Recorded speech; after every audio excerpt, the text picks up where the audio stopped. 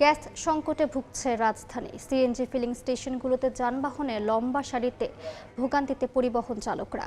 সংকটের খবর জানাতে মগবাজারে আছেন রিপোর্টার মানিক মোহাম্মদ ওমর। সরাসরি চলে যাচ্ছি তার কাছে। ওমর,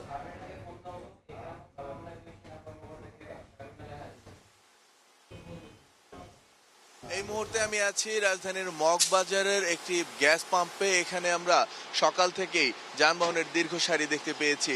গ্যাসের সংকটের যে কারণে যে গ্যাস নিতে তাদের যে সমস্যা তৈরি হয়েছিল, সে সমস্যার এখন পর্যন্ত কোনো সমাধান হয়নি। তবে চালকরা আমাদেরকে যেটি জানিয়েছেন, তারা আগে 4 থেকে 5 ঘন্টা অপেক্ষা করতে হয়েছে তাদেরকে।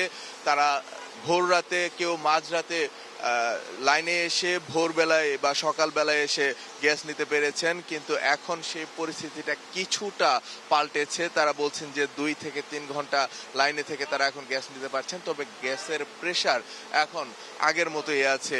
পাম্প কর্তৃপক্ষের সঙ্গে আমরা কথা বলেছি, তারা আমাদেরকে যেটি জানিয়েছেন যে তাদের যে প্রেসার আছে, সেই প্রেসার দিয়ে আসলে যথার্থ পরিমাণ গ্যাস তারা সরবরাহ করতে পারছেন না, যার ফলে ভোগান্তি যেমন পড়েছে পাম্পের, তেমনি একই কারণে ভোগান্তিতে পড়েছেন চালকরাও। তারা গ্যাস নিতে পারছেন না, বারবার একাধিকবার তাদের গ্যাস সংগ্রহ করতে হচ্ছে, এবং এই একাধিকবার গ্যাস সংগ্রহ করতে গিয়ে তাদের দিনের একটা বড় সময় কেটে যাচ্ছে শুধুমাত্র জ্বালানি সংগ্রহে।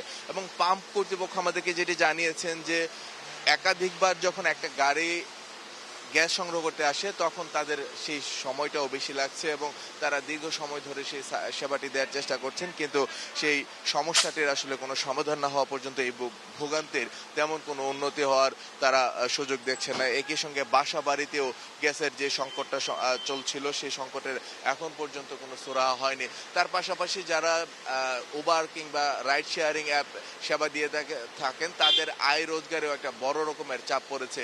এই পরিস্থিতি চলতে থাকলে অর্থনৈতিকভাবে তারা বড় একটি চাপের মুখে পড়বেন বলে জানিয়েছেন। এই ছিল আমার কাছে সবশেষ। যুক্ত ছিলাম মগবাজারে।